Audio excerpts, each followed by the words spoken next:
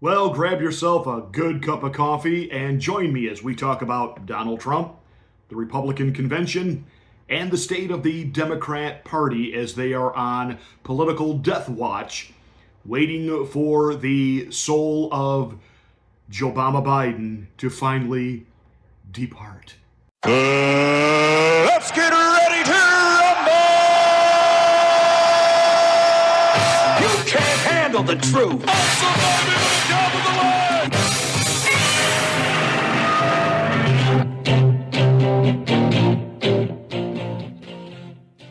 Oh, I'm going to get fan mail over that comment. Hey, welcome to the afternoon drive. Please make sure that you are subscribed to the channel. And once you are, smack the bell, click the word all. That will give you notification of my rants, my ravings, and my undeniably flawless reasonings. Hey, please like and share this video.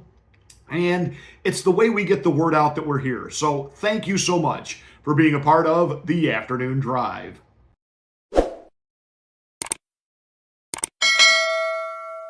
So we have two reactions from the left regarding the Republican National Convention. You have the more sane members of the left, but people who have insight into what's going on, guys like Van Jones, James Carville, etc. What they saw at the Republican convention bothered them, and it bothered them a lot because they saw momentum, they saw excitement, they saw a party that is totally and completely enthused and ready to rock this election season. Now, of course, you have the crazos on the left, the Joy Reids, the Rachel Madcows, and others who are talking about that it was just disjointed, it was just all over the place, and even Donald Trump's speech was long and it was meandering and blah blah blah blah blah blah. It was a projection that the Republican Party is a really big tent. And think about the people we saw speaking on the platform during prime time. We had a female rapper from TikTok. I didn't know who she was. My kids all know who she is. She has 24 million followers. It was a great speech that she gave, actually. Incredibly insightful and articulate from not a quote-unquote star, but a mom. You know, when the Democrats roll out, and they will, members of the elite Hollywood class at their convention, they come and they lecture us, and they virtue signal us, and they talk down to us about why we ought to be embracing their woke agenda and their attack on our culture, and why we're bad people for not. And so anyone that aligns themselves with a Republican or MAGA, they're just bad people. I mean, that's the way the liberal superstars talk to us. This rap artist simply talked to us like a poison, as we would say in New York. She talked to us like a person.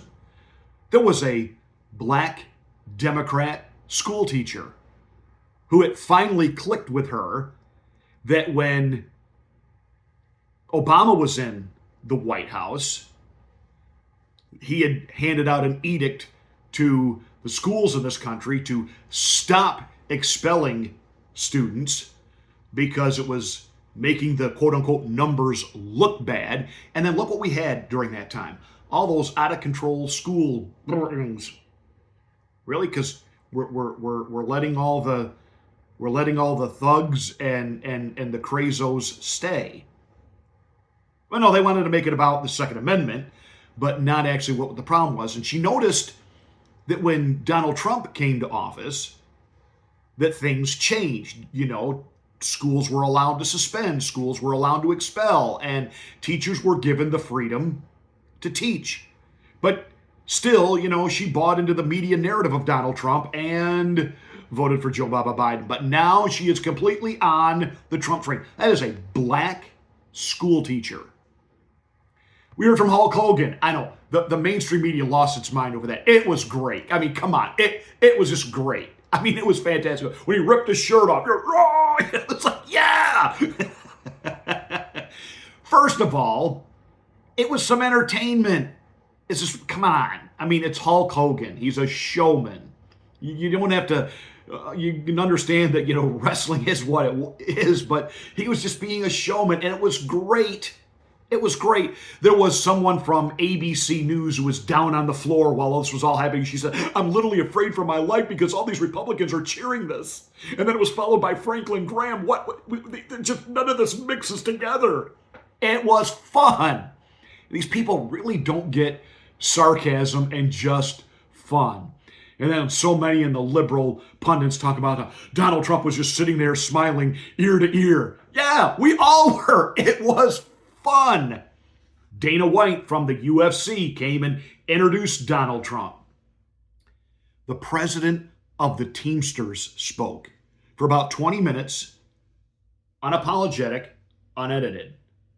Didn't mean that everybody there agreed with what he said, but it shows you the difference.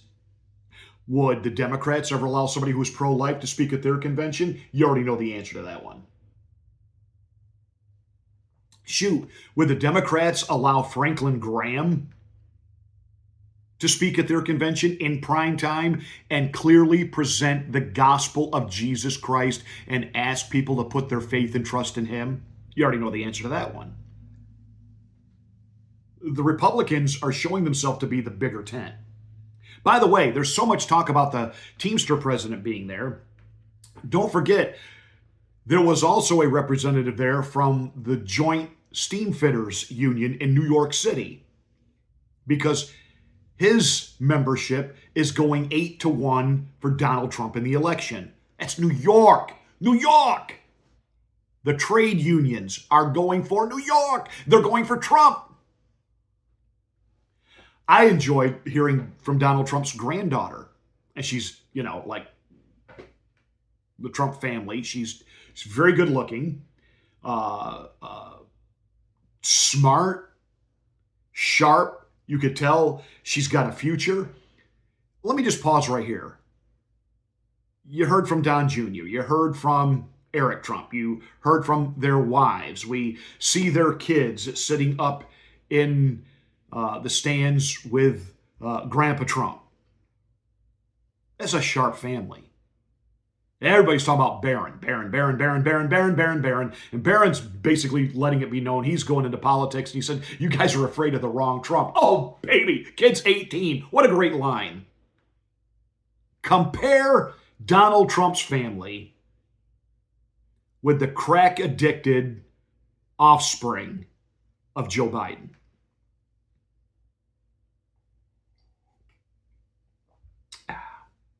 Yeah. But I loved his granddaughter. She talked about how, when he's just a normal grandfather. And when her parents weren't looking, he would sneak them candy and soda. And it was great because that's grandpa stuff. Grandpas and grandparents, they always give their grandkids the stuff that their parents don't. Now, don't let them have any Kool-Aid with red dye number 2 in it. Of course, Grandpa's going to take them and get them all sugared up and send them home. That's half the fun of being a parent. It's our revenge on our adult children.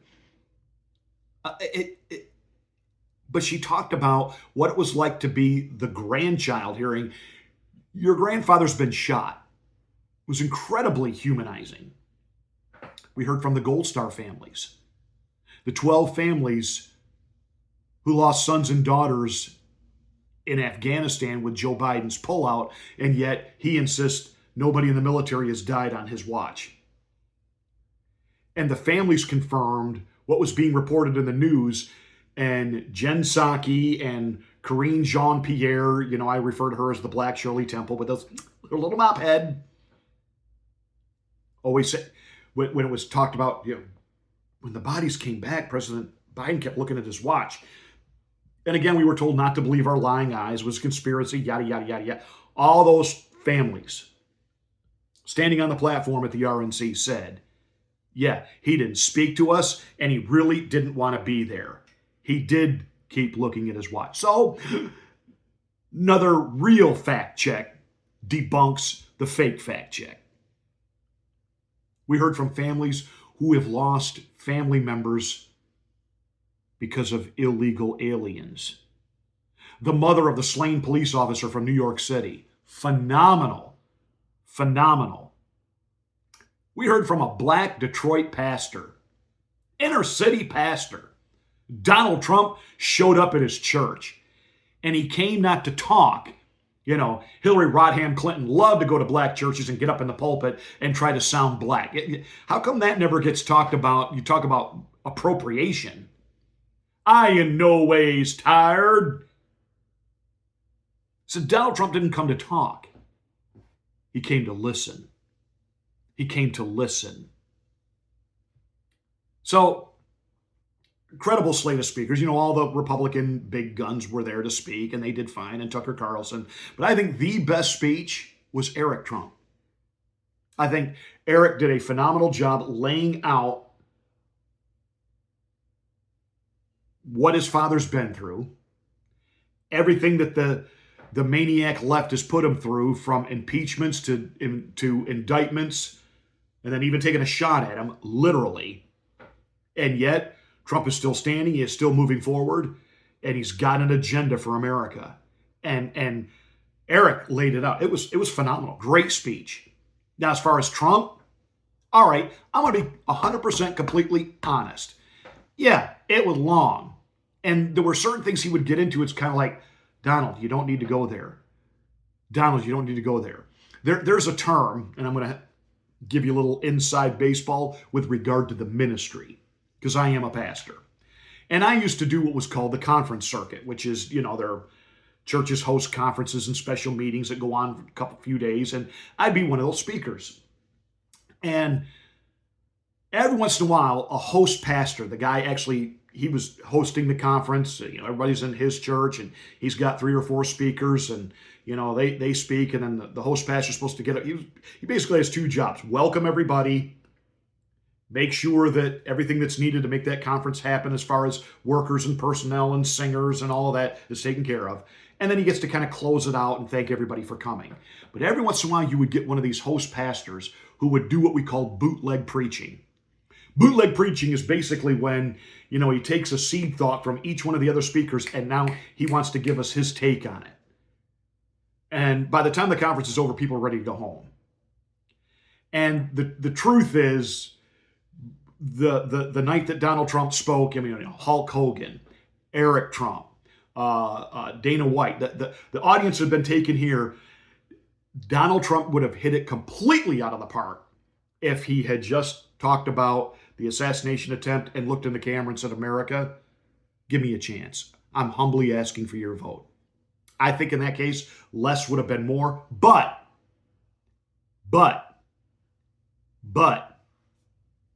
contrast that with Joe Biden.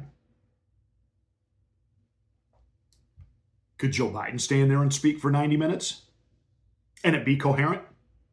Now, you could think that Donald Trump's thought train kind of, but understand, Donald Trump has been waiting for 4 years to tell America his side of the story. And I'm not just talking about the assassination. And for you people that keep saying, oh, he went back and talked about the rigged election, it was not a rigged election, see, and the media is just hung up on, see, he still thinks it was rigged. Well, let me ask you a question. Seriously, a question about that. The Democrats rigged primaries. When Hillary Rodham Clinton ran, the superdelegates made sure she had what she needed. The superdelegates anointed Barack Obama over her. Don't think that didn't rip her. And then she got the nomination.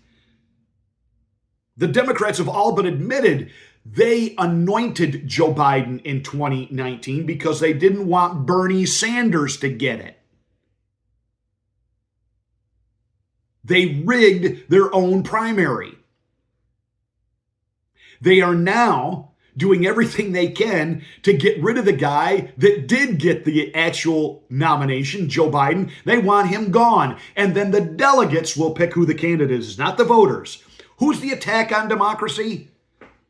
The Republicans or the Democrats? Who are the ones that will right in front of your face admit they are rigging a primary to give them the result that they want? Why can you not let your imagination And your logic tell you, well, if they can do it there, why wouldn't they try it on the national level? If putting out the right candidate to run is so important to them that they'll rig their own primary. Well, wouldn't they just be delusional enough to say, and we got to have this man in control and in power in the White House. We got to make sure that there is a guarantee and leave nothing to chance on the national level. Is any of this sinking in?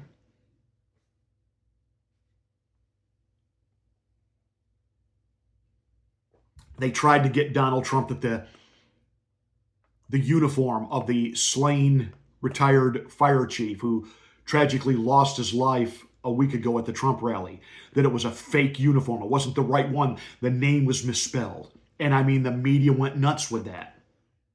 And then the fire department, which sent Donald Trump the uniform, said, no, that really is his uniform. Yes, it is misspelled.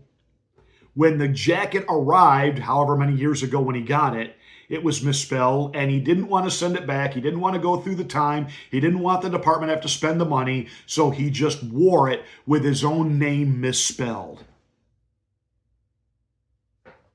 Donald Trump lying in a fake jacket.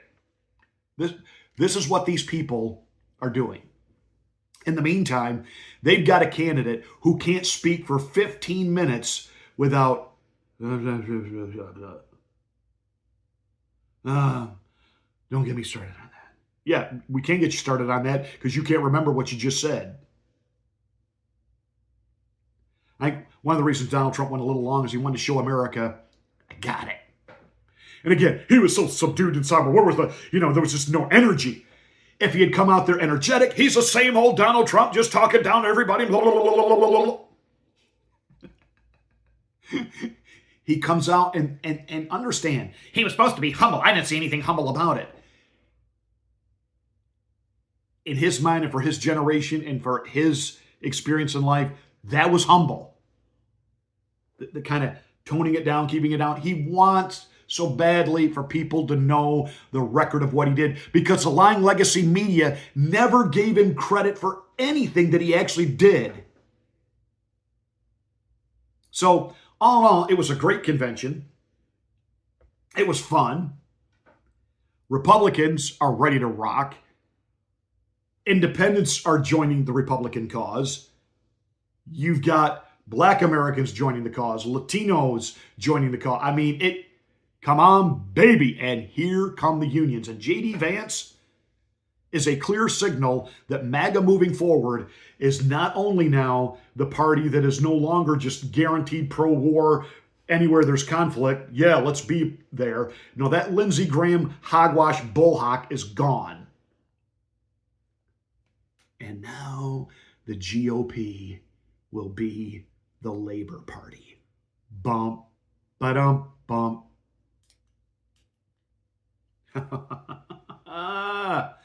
Yes.